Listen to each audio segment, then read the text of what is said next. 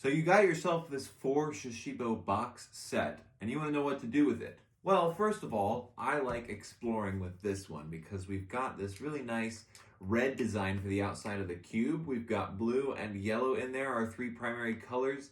And then when we start to open up this inside section right here, this interior pattern is green. Now, when we look a little bit closer, we've got some fun designs and lines all over it that make it look a little bit optical illusion-y.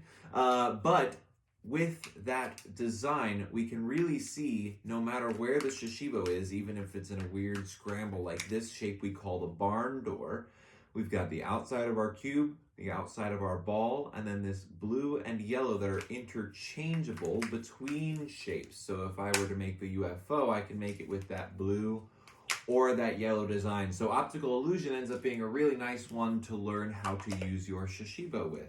Now you might be able to throw a second one in there already and start folding both of those pieces at the same time, the colors of optical illusion and then the contrast of that to black and white always is one of my favorites. But you got 4 for a reason. 4 is a great number to work with Shashibo. You can make a lot of symmetry. So a really easy one to make with 4 Shashibo is to take one section of your Shashibo, open that up into this crown shape, turn it around, and pull this section now down into our star. And that star we can repeat 4 times. As long as you repeat the shape 4 times, you'll be able to find some pretty cool symmetrical connections between Shashibo shapes. But with 4 stars, we get this lovely design. That's a really easy one you can do with 4, but let's make it a little more challenging. How about this? Let's take one corner of our star and push it through the middle just like that. Now we've got this cool shape called the lockjaw star. Now we take this point right here that was on the opposite end of that jaw right there, and we're going to push it down behind that jaw. We're going to need to push the jaw forward just a little bit so that we have the flex that we need to get it back there. And then once we do, we have this shape that looks a little bit like a bow tie.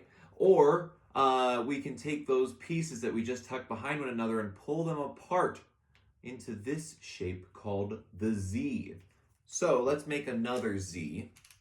I'm going to use blue planet for my other Z. And then we're going to do that same connection of taking one piece and tucking it behind the other just like so, except instead of pulling it apart, we're just going to leave it in our bow tie shape.